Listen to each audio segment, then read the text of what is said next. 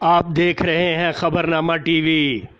थाना सादकाबाद मोहल्ला अमीर हैदर कॉलोनी से 21 और 22 जुलाई की शब नौजवान आफाक सिकंदर की मोटरसाइकिल नामालूम मुलजमान ने चोरी कर ली। मोटरसाइकिल नंबर RIX 7508 की चोरी की रिपोर्ट थाना सादकाबाद में दर्ज करा दी गई। मुतलका थाना मजीद कार्रवाई से गुरेज़ां है।